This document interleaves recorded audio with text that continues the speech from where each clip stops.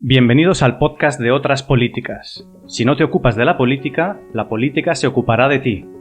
Programa número 2.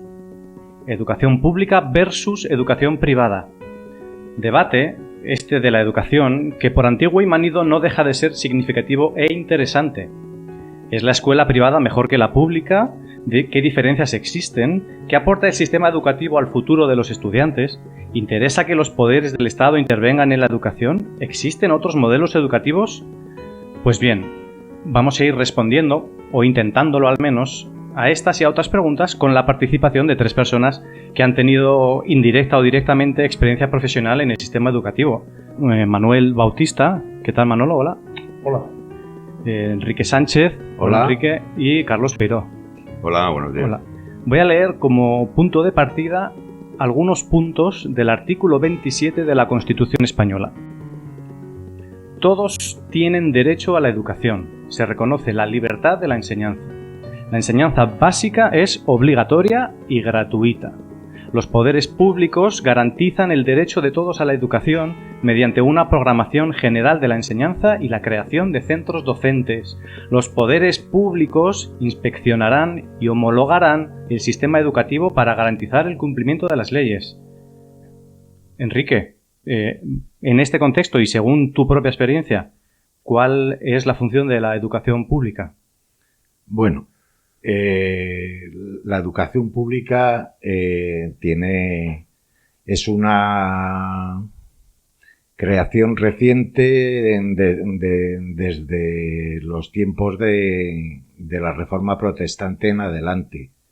Antes la educación estaba exclusivamente en manos de la Iglesia y quizá la creación de escuelas en todos los sitios a la que tenían que asistir obligatoriamente los alumnos se la debamos a Lutero, que para difundir las tesis de protestantes demandó a los príncipes y a los gobernantes que crearan escuelas públicas en todos los lugares para formar a los jóvenes.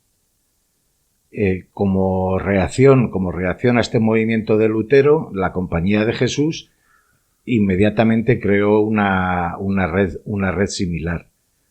Entonces digamos que toda la educación de los jóvenes recaía en manos de la Iglesia hasta la llegada de las ideas de la Ilustración y la Revolución Francesa, que tuvieron claro que era necesario un sistema generalizado para formar a los ciudadanos. Un sistema que estuviera en todas las comunidades. Lo que pasa es que ese sistema ya existía, ya estaba en manos de la Iglesia y ahora tenía que pasar a manos del Estado. Posteriormente, esto se materializó sobre todo con el despotismo ilustrado, que era una especie de mezcla entre la monarquía absoluta y las ideas de la Ilustración. Entonces, pues Carlos III, Catalina la Grande y sobre todo Federico II de Prusia,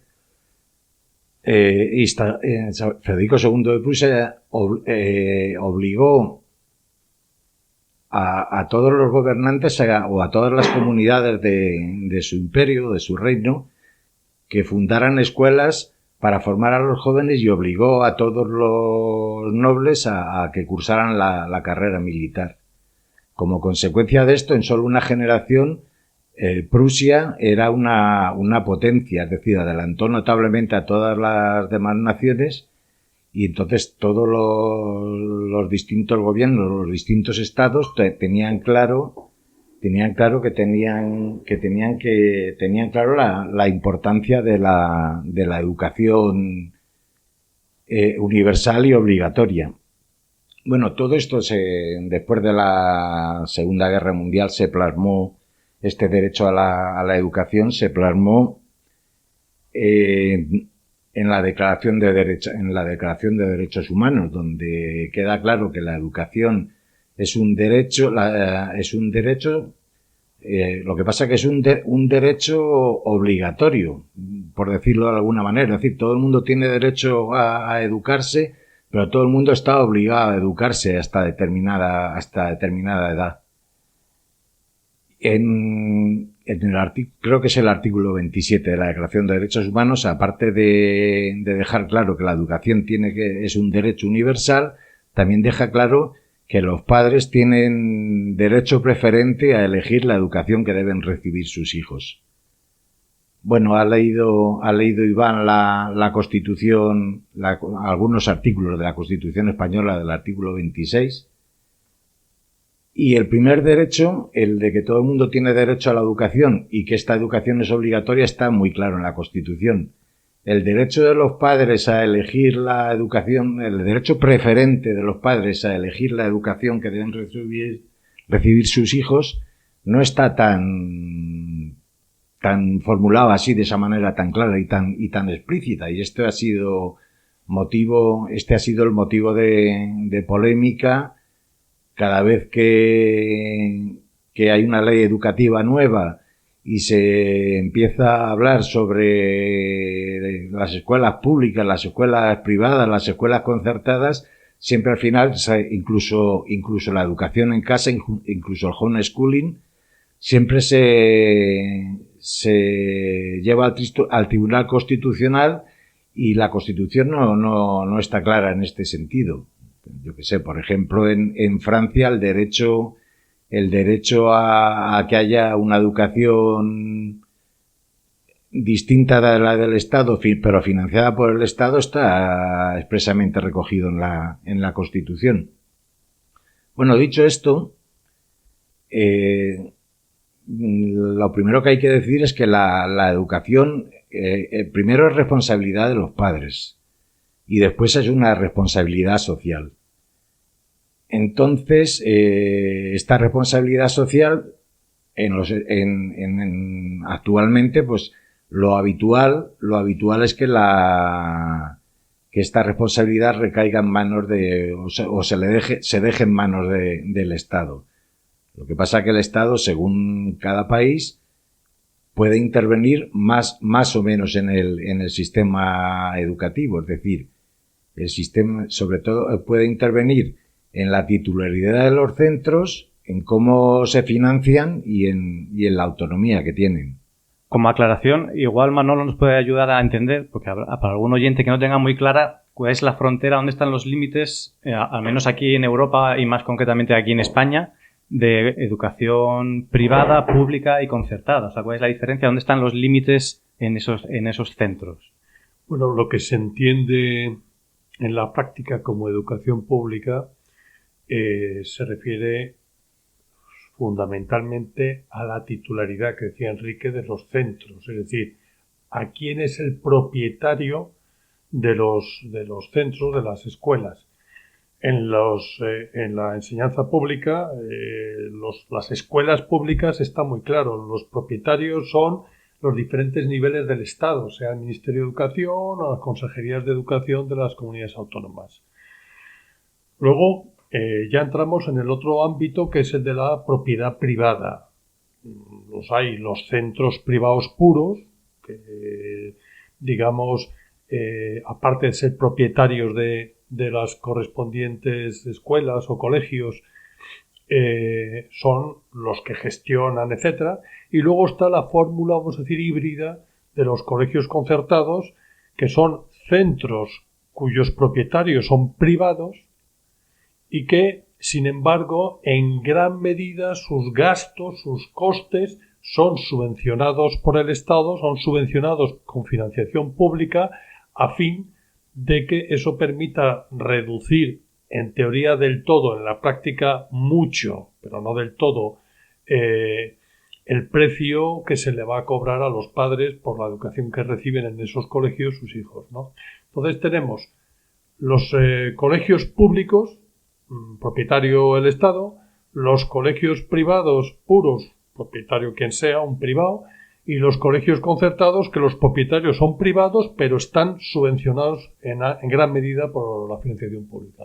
Bueno, y ahí hay una variante que se ha implantado en Estados Unidos muy recientemente. Estados Unidos no tenía colegios concertados, y esa variante son centros que la propiedad es pública, pero la gestión es privada. Es decir, tienen una especie de contrata para gestionar esos centros.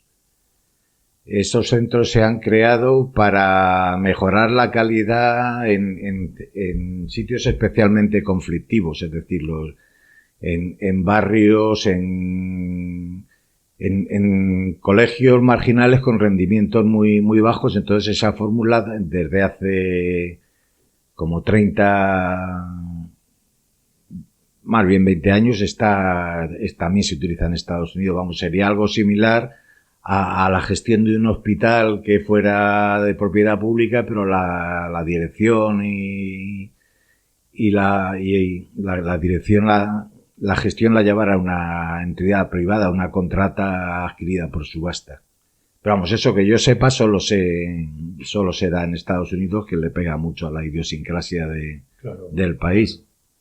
Sí, yo creo que efectivamente las comparaciones con Estados Unidos en todo lo que concierne al papel del Estado del gobierno, como dicen ellos, a la financiación pública versus privada, pues el modelo de Estados Unidos nos queda bastante lejos a la experiencia europea, ¿no?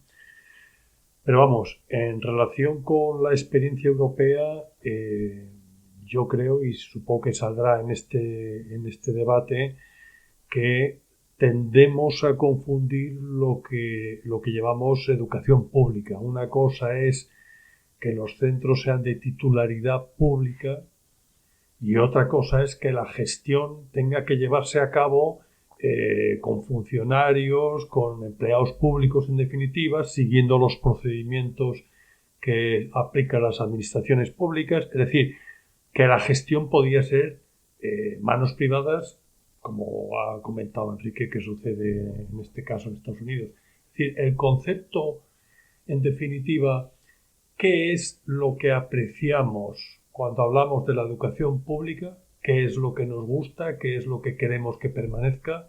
Esto yo creo que es un tema a debatir bastante, porque obviamente probablemente la inmensa mayoría de los padres de las familias en España pues querrían seguir beneficiándose de una enseñanza para sus hijos gratuita o cuasi gratuita, es decir, financiada con cargo a los impuestos, con fondos públicos.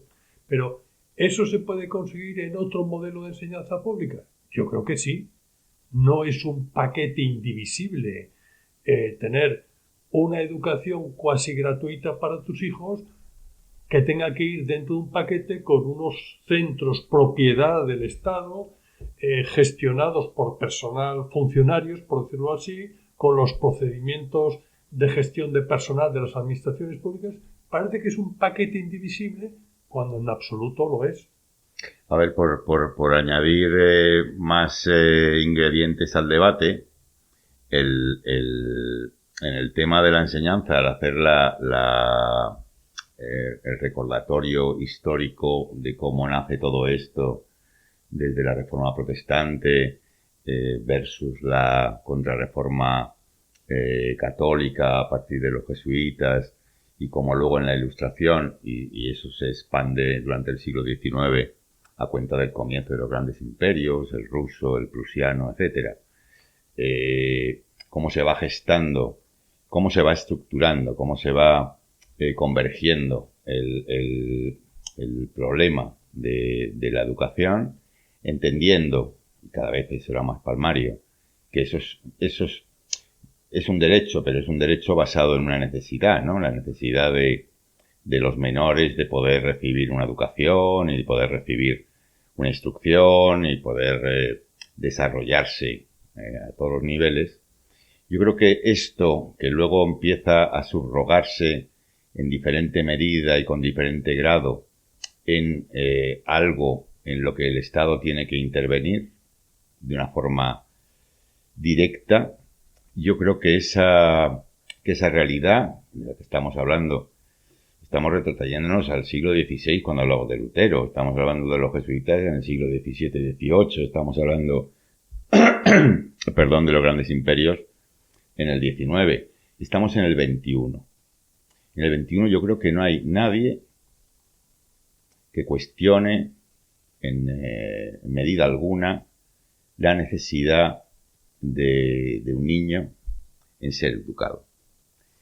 Y yo creo que desde esta realidad del siglo XXI, que tiene como sociedad muchas diferencias con los siglos anteriores, yo creo que todavía la educación está pagando las consecuencias de este planteamiento, ¿no? Un planteamiento que se concreta en la financiación, como dice Manolo, pero también se concreta en otros intereses más o menos claros o más o menos velados, como es la capacidad de influir en el pensamiento, en la manera de pensar, en las creencias, etcétera, de las nuevas generaciones que van llegando a esa sociedad, ¿no?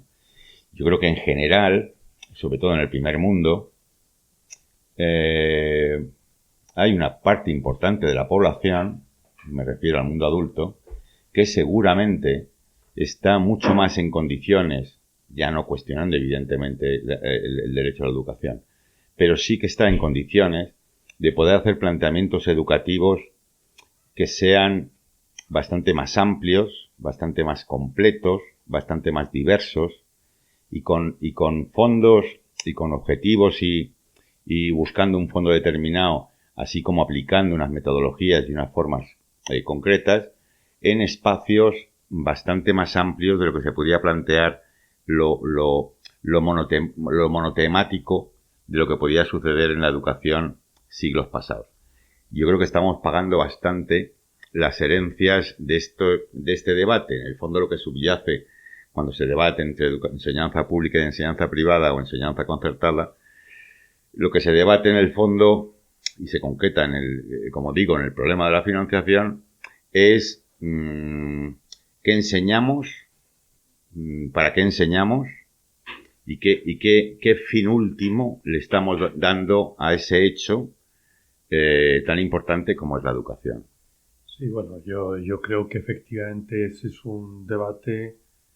Esto de la educación al final es un inmenso racimo de uvas de los que van saliendo cada vez más temas, pero efectivamente el planteamiento de qué enseñamos a los niños, para qué,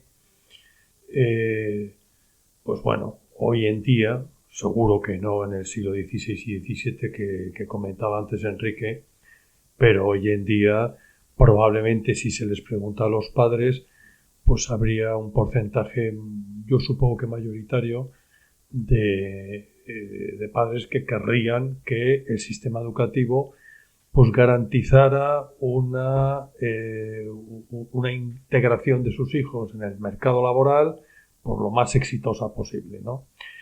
Es decir, preparar a sus hijos para los empleos del futuro. ¿Qué sucede?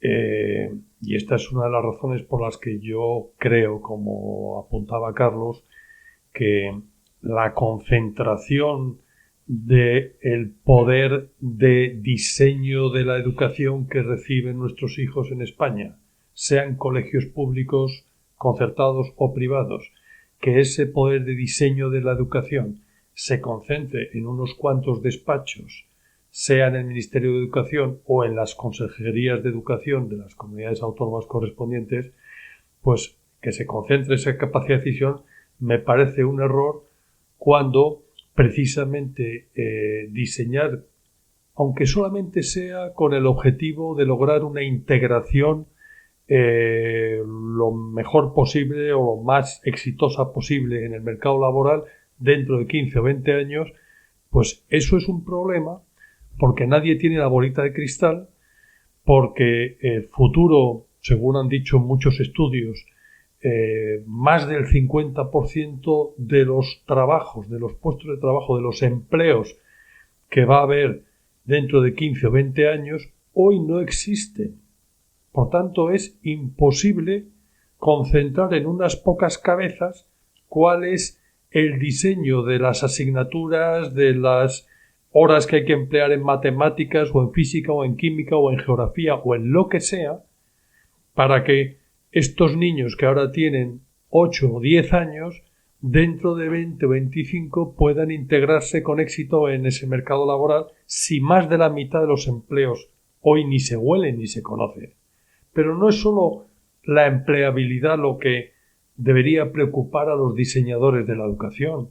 es que dentro de 15, 20, 25 años, si no antes, la composición sociológica, cultural, étnica de las sociedades europeas, pero en particular de la española, va a ser muy distinta de la actual, aunque no sea más que por el efecto de la inmigración que va a ser creciente, que necesitamos además desde el punto de vista macroeconómico en este país, pues va a hacer que haya una sociedad que sea mucho más multiétnica, multirracial y por tanto multicultural.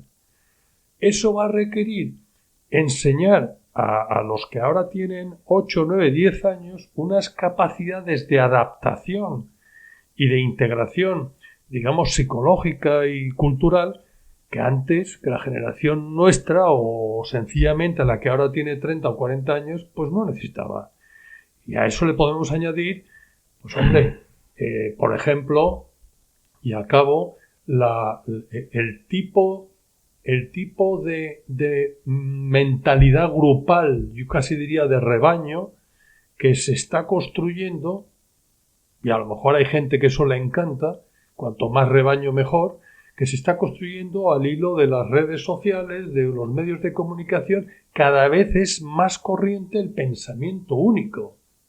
Queremos en una sociedad que debe cada vez, digamos, promover más desde el punto de vista económico la innovación, el emprendimiento, o desde el punto de vista filosófico la capacidad de tener pensamiento propio, criterio propio. Queremos esta tendencia que se está marcando al rebaño, al pensamiento uniforme. Todo eso son desafíos que es imposible que alguien tenga las soluciones para cómo enfocar la educación. Y si es imposible, poner todos los huevos en una sola cesta, llámese comunidades autónomas o Ministerio de Educación, es un error. En fin, quisiera monopolizar. Has mencionado de las cuestiones que están subyaciendo al problema en la elección de centro o en la orientación que le den a la educación de sus hijos por parte de los padres. Has mencionado la cuestión de la utilidad, es decir, la empleabilidad de futuro en términos de trabajo futuro. Has mencionado también los aspectos étnicos, ¿no? Pero yo añadiría que hay alguno que otro más, ¿no? En esa mentalidad que los padres podamos tener en relación con la elección de los centros o la orientación que le queremos dar a la educación. Porque está también un aspecto que tiene que ver con los aspectos sociales, ¿eh? Es decir, lo público se caracteriza en su propuesta educativa por la mezcla y la no segregación, la no división. Y, bueno, pues precisamente por problemas migratorios, por la intensidad migratoria que ha recibido España, pero el resto de países europeos también, con algunos de ellos, como Inglaterra o Alemania, de forma también muy numerosa, pues eso provoca una actitud por parte de los padres de cierta prevención. Vamos a dejarlo ahí, seguramente que podemos calificarlo de formas también distintas, ¿no? Pero también está ese factor que creo que está pulsando fuertemente en la forma de orientar los aspectos educativos de la siguiente generación. Y hay uno más que tú lo estás mencionando en relación con esto de dirigir o canalizar el pensamiento, ¿no? Yo creo que otro de los factores que a los padres les pueden estar pesando es los aspectos relacionados con el adoctrinamiento. Es decir, en la medida, y esto yo creo que rezuma en el fondo en las diferentes leyes educativas que se han ido segregando en las últimas legislaturas, como el Estado o determinados gobiernos a través de sus direcciones generales, sus ministerios, sus leyes educativas, van cada vez, yo creo que apretando más las tuercas en relación con mantener unas directrices determinadas, basadas en unos valores determinados, y por tanto convertir la educación en una correa de transmisión, ¿no? De una forma de pensar, de unas creencias, de unos valores, etcétera. Yo creo que eso también es un factor de fondo que está influyendo claramente en la tensión que se provoca entre la parte de la sociedad civil que son los padres que tienen que elegir esa educación para sus hijos, y los poderes públicos, concretamente relacionados con el Ministerio de Educación o con los partidos políticos que en ese momento gobiernan. Y este aspecto, junto con el tema de lo social relacionado con los colegios, y de la clase social, clase socioeconómica de esas familias, creo que son factores clave que determinan el por qué esa tensión se está creando y cómo no se acaba de resolver, porque seguramente es un tema que como sociedad no tenemos resuelta. No tenemos resuelta la posibilidad de que el ciudadano de a pie sea un ciudadano en el fondo suficientemente libre, suficientemente responsable y suficientemente capaz de educar desde aspectos relacionados con la diversidad, la libertad, etcétera, etcétera. Bueno, yo creo que el problema de la educación pública es que por lo general hay una especie de desconfianza hacia ella, al menos en este país. Por lo que ha comentado Carlos, porque la gente no solo busca el mejor trabajo para sus hijos, porque tiene claro que ya no hay relación directa entre los estudios que uno tiene y luego el trabajo que desempeña. Eso cada vez está menos claro. Sino la desconfianza en cuanto a los valores que se transmiten, es decir, bueno, un ejemplo muy claro es el de cómo utilizan la escuela pública los nacionalismos, por ejemplo. Eso sería un ejemplo. Es decir, por lo general, tanto la Iglesia en tiempos como muchos de los estados ahora han utilizado la educación pública para transmitir valores, sus valores. Entonces, ¿cuál es la función de los centros que no son de propiedad pública, pero que sin embargo tienen que estar financiados por el Estado, deberían estar financiados por el Estado? Pues ofrecer valores alternativos y sobre todo ofrecer metodologías alternativas. Es decir, puede haber un porcentaje importante de padres que desconfíe de la educación científica y tecnológica y lo que quiera es que sus hijos tengan una formación humana, artística o espiritual o como se le quiera llamar. Es decir, cada padre puede tener muy claro qué tipo de valores quiere que reciban sus hijos. Hay un porcentaje muy alto de padres que ni se lo plantea, pero sin embargo desconfía de la escuela pública porque le parece peor que la escuela concertada. Bueno, hay que decir que peor de calidad, ¿no? Peor de calidad. Eso, en cuanto a recursos, eso es mentira. En cuanto a recursos, eso es mentira porque tiene mucho más medios y mucho más recursos la educación pública, lo que invierte el Estado en educación pública, que en educación subvencionada. Pero vamos, hay muchos países que tienen muy claro que necesitan de alternativas al modelo público precisamente para generar otros modelos de educación y para atender a comunidades significativas. Por ejemplo, vamos al país más concertado de toda Europa, que son los Países Bajos. En los Países Bajos el 70% de la educación es concertada y el resto es pública. Y sin embargo está financiada. Pues, ¿por qué? Pues porque se creó una red de escuelas privadas financiadas precisamente como alternativa al sistema imperante en los Países Bajos en su momento, que era el sistema religioso. En Bélgica hay dos sistemas, el sistema público y el sistema concertado, son equivalentes, protegidos por la Constitución. ¿Por qué? Pues porque fue un pacto, es decir, fue un pacto de solucionar de una vez por todas el enfrentamiento entre el sistema educativo religioso y el sistema educativo laico. Entonces, como llegó a unos niveles que no tenía el tema solución, pues se pactó que había las dos alternativas y que las dos estaban exactamente financiadas por el Estado. Y así se puede llevar a cada país. Es decir, cada país ha resuelto como ha podido la cuestión de que los valores te los inculque el Estado o los valores te los inculque pues otro grupo de poder. Estamos hablando de la Iglesia, pero hay otro grupos de poder. Es decir, yo qué sé, imaginemos ahora que se quiere fundar una escuela con valores donde los valores sean predominantemente ecologistas, por poner un ejemplo, y que todo el sistema educativo esté encaminado a eso. Bueno, pues eso, si hay demanda, debería haber una escuela y debería estar financiada por el Estado. O sea, no sé. Todo esto que estáis diciendo me hace plantearme una pregunta que voy a lanzar al aire para que la respondáis quien quiera, y es ponernos en la situación en la que si se llegara a un pacto, una ley educativa a largo plazo que no dependiera de quién gana las siguientes elecciones,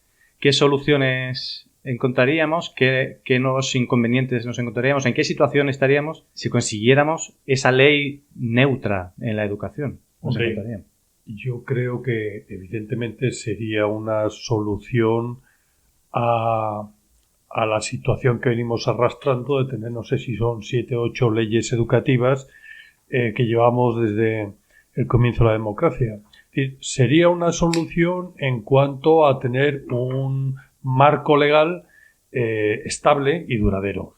Y además, bueno, pues se supone que debatido en el Parlamento.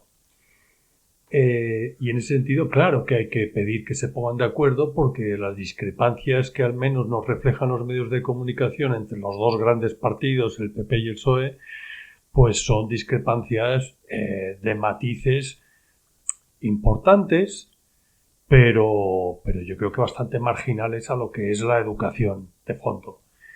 Yo el problema que le veo es que no veo que asome a la opinión pública, a los medios de comunicación, un debate de fondo de cuál es el modelo educativo que necesita esta sociedad, que necesita este país, al que aspiran las diferentes, digamos, sectores de opinión entre las familias. Si es de integración en el mercado laboral, cuál es la forma más eficaz de hacerlo. Y, por tanto, a partir de ahí, lo que he dicho antes, cómo habría que organizar los centros escolares públicos, privados o semiprivados, como son los concertados, para facilitar el éxito en esa integración laboral. Si lo que se busca es un desarrollo más humanístico de las potencialidades de cada niño, pues cómo hacerlo. Es decir, me parece que falta un gran debate que empiece por los propios sectores profesionales de la educación, llegue a los sectores, digamos, de la opinión pública y de los partidos políticos. Y ese debate no lo estamos teniendo en modo alguno. Por tanto, pensar que los grandes partidos se ponen de acuerdo y tenemos ya la educación que necesitamos resuelta, yo creo que si los partidos se ponen de acuerdo, habremos resuelto cuestiones parciales y minoritarias de lo que se necesita debatir en torno a la educación. En fin, esta es mi opinión, no sé los demás. Bueno, yo en relación con lo que comentas, yo creo que son dos temas distintos, ¿no? Por un lado, es lo que hemos estado tratando hasta ahora, que es la intervención de lo público en algo más genérico, más global, como es lo educativo. Y otro debate para mí está en algo que mencionó Enrique, que es, bueno, al fin y al cabo, si la educación va a fomentar una serie de valores, una serie de pensamientos, una serie de creencias, todo eso se va a basar, en el fondo, en un modelo de hombre, ¿no? En realidad, bueno, pues un colegio religioso va a poner más el acento en los aspectos, si queremos, espirituales, en la formación del menor. un colegio laico va a formar valores menos decantados hacia los aspectos, si queremos, clericales, va a ser más laico. Una escuela vanguardista va a apuntar más hacia aspectos relacionados con la libertad, la creatividad, la imaginación, la construcción, etcétera, de ese individuo. Es decir, que ese modelo de hombre, en el fondo, es una cuestión que va a estar presente en tantas y tantas aspectos de la vida colectiva, ¿no? De la vida comunitaria, ¿no? Respecto al primer debate es, hombre, un Estado democrático, un Estado garantista, ¿a dónde debería orientar sus políticas educativas? Yo creo, y esta es una opinión personal, tan válida como cualquier otra, ni más ni menos, yo creo que debe priorizar como elemento de su intervención la pluralidad, lo plural, disculpad, lo plural de esos modelos. Es decir, que, puesto que la potestad, en principio, de la educación de los menores corresponde, en primer lugar, fundamentalmente a los padres, a la familia de los padres, yo creo que si quieren apostar por una educación más de carácter religioso, más de carácter moral, más de carácter ético, más de carácter imaginativo o artístico, más de carácter tecnológico, pues que el Estado garantice esa posibilidad. Lo que rechina un poco es que el propio Estado, que funciona con fondos. Cuando hablamos de financiación pública, estamos hablando de los impuestos de los ciudadanos. Es decir, no estamos hablando de dinero que no sale de ningún lado. El dinero que sale de los propios ciudadanos por vía de impuestos. Pues hombre, que el Estado y el gobierno de turno se arrogue un poco la potestad de definir cuál es el modelo de hombre fetén, el más adecuado, el más correcto, el más políticamente aceptado, y eso sea lo que marque las diferentes directrices que componen una ley educativa, es lo que creo que está un poco rechinando más o menos de forma constante en los debates políticos de turno, ¿no? Eso en primer lugar. En segundo lugar, es que es un tema, yo creo que si el Estado, y esto es una ficción que me monto yo en la cabeza, pero si el Estado, después de las debacles del comienzo del siglo pasado, de las guerras mundiales, si el Estado hubiera apostado por este aspecto de garantizar los diferentes modelos y darles cabida de una u otra forma dentro de sus comunidades y sus sociedades, seguramente ni estaríamos en este punto, y la propia educación, con sus proyectos, con sus programas, con sus metodologías, hubiera avanzado bastante en cuanto a buscar fórmulas más adecuadas para el desarrollo completo, integral y más adecuado de los menores. Si seguimos en esto no solamente redunda en un problema Estado-padres, sino también redunda, en el fondo, en aspectos relacionados con la calidad educativa. En el comienzo de los 60, creo recordar, ha habido varias líneas de actuación pedagógica interesantes en diferentes puntos de Europa que no han prosperado, y España también tenemos ejemplos justo en la transición o poco después, donde no han prosperado precisamente por este problema de fondo que sistemáticamente es una china en el zapato que impide el que se pueda avanzar. No sé, esta es mi opinión. Bueno, el Estado depende de lo centralista que sea, pero desde luego si impone un modelo único, que es lo que en este momento impera en la educación pública, por lo menos en este país, pues lo que tiende es a homogeneizar, es decir, con ese modelo único se carga cualquier tipo de alternativa, y entonces estamos él es el que diseña los currículos, lo que hay que aprender, el que certifica lo que se ha aprendido, y eso está muy lejano de la realidad. Es decir, centrándonos en el mundo laboral,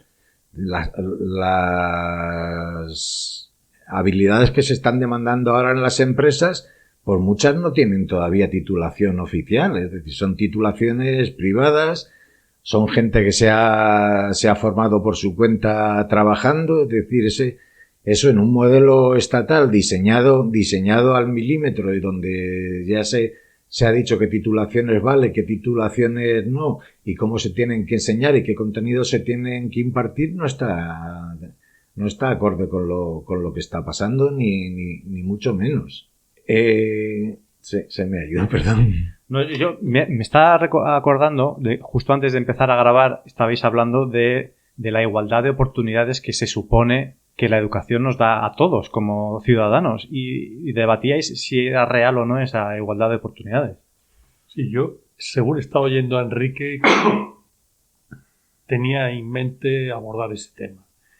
Es decir, de alguna manera lo que estamos diciendo es que preparar a una generación de niños incluso hacia un mercado laboral a 20-25 años dominado por las incertidumbres, pues aconsejaría dejar libertad, autonomía a los centros privados, públicos o concertados para que ellos pudieran diseñar el modelo educativo que consideren más conveniente.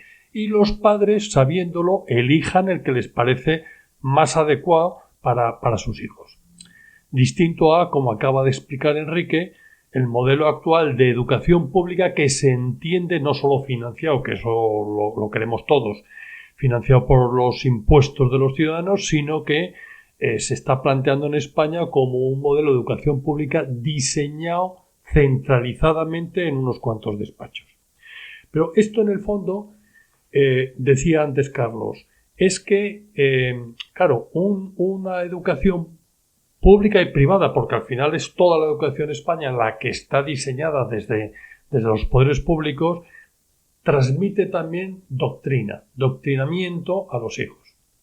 En mi opinión, el doctrinamiento que se transmite existe en unos cuantos temas, pero sobre todo subyace porque lo que estamos aquí hablando es de una libertad de pluralidad, de dar libertad a los centros educativos para que los profesionales junto con los padres puedan diseñar los diferentes modelos o proyectos pedagógicos que quieren para sus hijos, y ese concepto de libertad sí choca con un planteamiento ideológico de fondo que ha ido siendo asumido por las sociedades europeas desde prácticamente después de la Segunda Guerra Mundial hasta ahora, y que se llama igualdad. Es decir, el problema ideológico de fondo es que en España como en Europa un enfoque de, digamos, dar autonomía a todos los centros escolares significaría que habría centros donde se enseñaría de una manera, otros de otra. Al final se cuestionaría si eso está respetando la igualdad de oportunidades o se está alejando más. Claro, aquí lo que debatíamos antes de empezar es que, por supuesto, la igualdad de oportunidades es un tema que nunca acaba de saberse cuándo empieza. ¿En qué momento de la carrera o de la preparación previa de la carrera o de la generación de las condiciones previas a esa preparación de la carrera empieza la igualdad? Porque claro, decir que la igualdad de oportunidades empieza cuando estamos en el colegio, que todos los niños vayan al colegio y les enseñen exactamente las mismas materias, dedicándoles las mismas horas, por profesores que han sido preparados en las mismas oposiciones y pagados de la misma manera, pues eso deja fuera el que evidentemente los niños que llegan a esos colegios podrán venir más o menos preparados en función de las familias que tienen detrás, en función de que lo que el ambiente cultural en sus respectivas familias les permita dedicar luego en su casa de tiempo de preparación de las clases, en fin, de muchas cosas. Es decir, el concepto de igualdad de oportunidades como traducción más sencilla del concepto de igualdad es un concepto muy discutible, por supuesto, pero que choca en cierto modo limita el concepto de libertad y pluralidad que estamos planteando. Y esta es la base ideológica del fondo, la pugna que hay debajo. Bueno, una de las principales críticas que se le hacen en este país a los colegios concertados es que de alguna manera van en contra de la igualdad de oportunidades, es decir, que segregan, que hay una especie de barrera económica por la cuota de aportación voluntaria y porque ellos seleccionan al alumnado de alguna manera. Bueno, si comparamos el alumnado de un colegio público en España con el de una escuela concertada, en la educación obligatoria el porcentaje de alumnos con necesidades educativas especiales es muy similar en ambos centros. Lo que sí que es verdad es que se concentran mucho más alumnos inmigrantes en las escuelas públicas que en las escuelas concertadas. Pero vamos, incluso dentro de las escuelas públicas eso de la igualdad es muy relativo, es que depende de dónde esté ubicada la escuela pública, es decir, no es lo mismo un instituto situado en el centro de Madrid, como puede ser el Ramiro de Maeztu, que un instituto situado en un barrio de renta media baja. Entonces, es decir, la gratuidad de la enseñanza no garantiza para nada la igualdad de oportunidades. Es más, precisamente eso es el egoísmo, un poco el egoísmo humano, pero lo cierto es que hay centros públicos donde tienden a concentrarse muchas problemáticas y hay padres que, creyendo en la educación pública, sin embargo, si pueden, llevan a sus hijos a la educación concertada para eliminar parte de esta problemática. Pero bueno, es que la educación pública estatal es un servicio público y no le puedes negar la entrada a nadie. Sin embargo, pues ya hemos hablado antes del modelo de Estados Unidos. Los centros muy conflictivos públicos, el Estado financia a entidades privadas para que mejoren la calidad de estos centros. Y esto pasa también en el Reino Unido. Vamos, en el Reino Unido la secundaria el 70% es concertado. Y hay dos tipos de centros concertados. Unos que llaman academias, que se han diseñado expresamente para eso, para subir la calidad de centros especialmente conflictivos. Luego los otros son centros que se han diseñado pues para los que elijan educación de tipo religioso, que en parte están financiados por el Estado y en parte están financiados por las comunidades religiosas, por las iglesias, vamos. Sí, es que yo, antes de pasar a las cuestiones relacionadas con esto que estás comentando, Enrique, yo el tema de la igualdad me parece que ha mencionado Manolo, me parece un tema importante. La igualdad en sí mismo, como concepto, a mí me parece un concepto bastante confuso, ¿no? Porque estamos hablando, tú has mencionado la igualdad de oportunidades, evidentemente una sociedad que se enorgullezca de facilitar la posibilidad de desarrollo profesional, económico, social, etcétera, a todos los individuos de su comunidad, me parece un bien loable, sin lugar a dudas, ¿no? Y hacer políticas, becas, etcétera, relacionadas con esto me parece imprescindible, ¿no? Pero es que no estamos hablando solamente, cuando hablamos de igualdad, de igualdad de oportunidades. El problema con la igualdad es que también, y esto los padres lo perciben de alguna manera, es que estamos hablando también de igualdad de identidades. Y ese es otro problema. Es decir, seguramente estas sociedades de los últimos 20 o 25 años son las sociedades más homogéneas, un poco situándonos en clave económica dentro de la categoría de clases medias y de mentalidad acomodada, etcétera, etcétera, que hace que los registros en los cuales ese modelo de hombre que estábamos mencionando antes quepan más personas, pues son cada vez más limitados, de tal manera que las personas que vamos buscando detrás de perseguir ese modelo tienen que ser cada vez más de una forma determinada, ¿no? Yo creo que esto es un problema social de muchísimo calado, como para dedicarle tiempo y reflexión al tema, ¿no? Y en segundo lugar, también cuando hablamos de igualdad, no solamente hablamos de igualdad de oportunidades, igualdad de identidades, sino igualdad de pensamiento. Cuando hablamos otra vez del adoctrinamiento y del pensamiento único, tú cada vez notas más en las nuevas generaciones una tendencia no solamente homogénea en cuanto a identidades, sino muy cerrada en cuanto a forma de pensar, muy catalogada, muy categorizada, ¿no?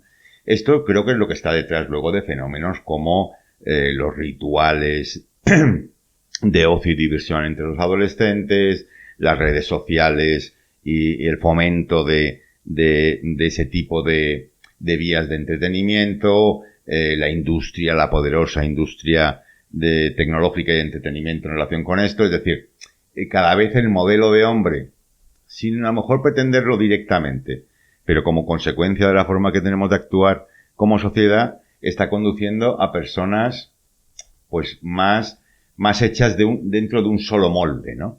Y pensando dentro de un solo criterio, ¿no? Para mí esto es una acción frustrante que de alguna forma empobrece el tejido social. ¿Cómo resolverlo? Bueno, esto sería también otra cuestión de calado.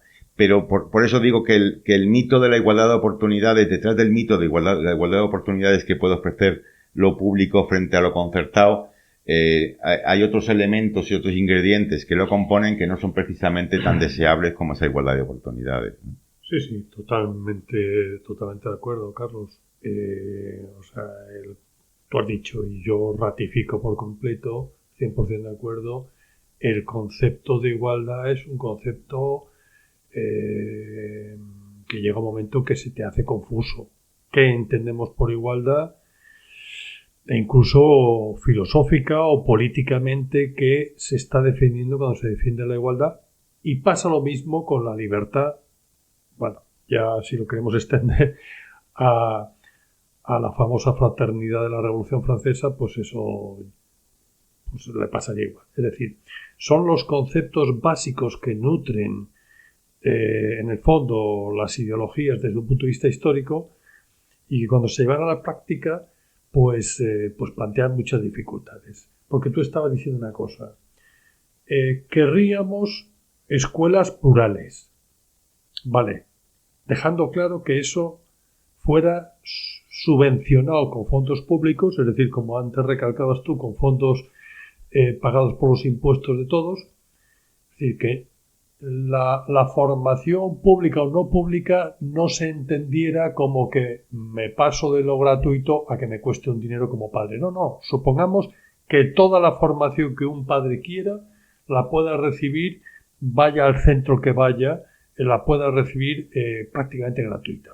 Ahora, fuera de eso, claro, cuando hablamos de inculcar la diversidad en los proyectos pedagógicos, topamos con que efectivamente para inculcar esa diversidad harían falta unos equipos docentes capaces de diseñar proyectos pedagógicos muy distintos. Pero si lo que tenemos en este momento es, desde hace muchas décadas, es una sociedad cada vez más homogeneizada en cuanto a ideas y en cuanto a valores, y por tanto, si la sociedad lo está, los equipos docentes, los profesionales docentes también lo están, por mucha libertad y autonomía que demos a los centros para que diseñen su respectivo sistema, proyecto pedagógico, pues los proyectos pedagógicos a lo mejor no difieren tanto.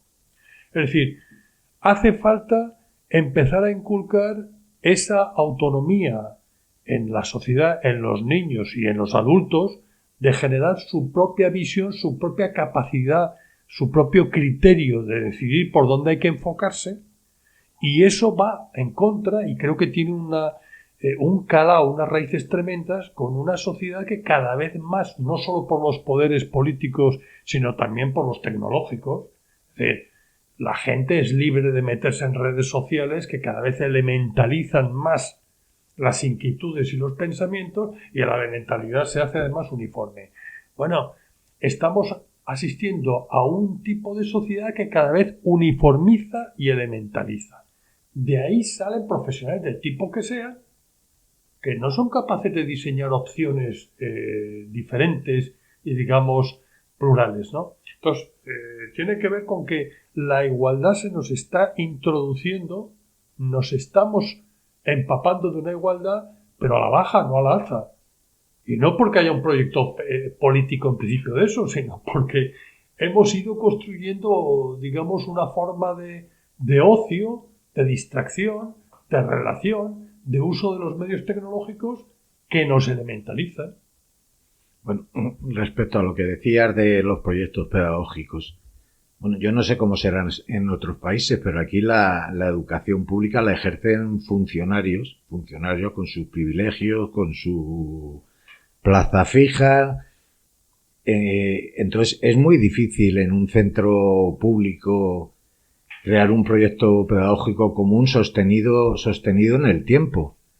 Pues porque no hay alguien que pueda seleccionar el personal que esté de acuerdo, ¿no? Es decir, un director de un centro público no selecciona a la gente que esté de acuerdo con una determinada metodología. Es más, puede darse la casualidad que hay veces que... Perdón, una acotación, Enrique.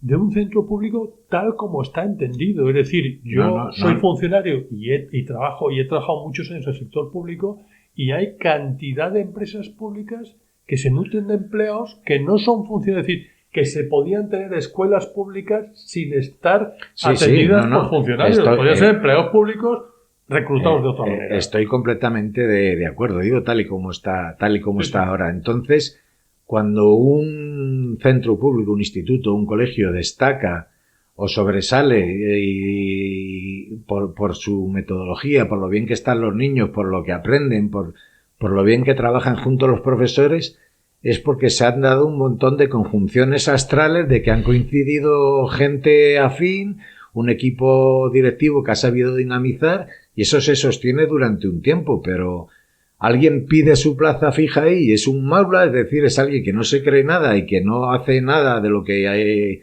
hace el resto del centro, y se lo tienen que tragar, es decir, eso en un centro de gestión privada no pasa. Es decir, quien pone palos en la rueda del proyecto del proyecto privado, los mismos padres protestan, el mismo director, y está en la calle el día siguiente. Y eso, es decir, un proyecto pedagógico necesita autonomía y necesita poder de decisión, cosa que ahora no sucede en un colegio público, vamos. Bueno, para ir terminando, porque esto sería un debate infinito, si quisiéramos, voy a hacer una mini pregunta a cada uno, me respondéis en media frase o en 3/4 de frase y nos despedimos, ¿vale? Carlos, ¿razones para dejar o no la educación en manos estatales? Para mí la más importante, casi si me apuras la única, es el Estado debe garantizar que en aquellas situaciones en las cuales no se esté produciendo, porque no se esté realmente produciendo el aprendizaje, el desarrollo del menor, debe intervenir. En el resto está lleno de debates posibles y de matices. Enrique, en media frase, ¿razones para dejar o no la educación en manos del Estado? Estoy con Carlos en que digamos que el Estado sería un poco el garante de que se cumple el derecho a la educación de los menores, pero no es el propietario del sistema educativo, ni mucho menos. Es decir, digamos que es un poco el árbitro o el juez para evitar que entre los múltiples sistemas educativos alternativas que se puedan producir sean viables o sean una barbaridad, pero ni mucho menos lo tiene que... Es un poco, por poner un ejemplo, la televisión pública. ¿Está al servicio del Estado o el Estado tiene que garantizar que la haya? Es algo, o la sanidad, vamos, se puede extender a cualquier nivel. Manolo, el corolario final. Razones para dejar o no la educación en manos estatales. Yo creo que el Estado debe financiar la educación de manera que todos los padres que quieran la tengan gratuita o casi gratuita. Debe asegurar la igualdad de oportunidades hasta donde es posible y los derechos que estén establecidos a todos los niños. Pero una vez dicho eso, tenemos que ir a un modelo que no es el actual, donde se incentive la pluralidad de opciones diseñada por los propios profesionales de cada centro, junto con los padres. Y esto me lleva a la segunda parte. ¿Por qué el Estado debe reducir su nivel de intervención respecto a lo actual? Porque las incertidumbres de cara al futuro, como he dicho, son tantas que nadie tiene la bola de cristal, nadie puede presumir de tener perfectamente claro cómo hay que educar a los niños para hacer frente a esas incertidumbres. Por tanto, lo más inteligente es dejar libertad para que haya numerosas opciones, cada cual desarrolle las suyas y que los padres elijan la que les parezca mejor. Esta es la razón por la que yo sacaría en gran medida al Estado del intervencionismo que tiene actualmente. Gracias, Manolo. Adiós. Adiós. Gracias, Enrique. Hasta la próxima. Gracias, Carlos. Hasta la próxima. Adiós. Y aprovecho para decir a ti que nos estás escuchando, si te ha gustado un poquito esto, compártelo por redes sociales, comenta, mándanos preguntas, di todo lo que quieras y nos escuchamos la próxima vez. Hasta la próxima. Gracias.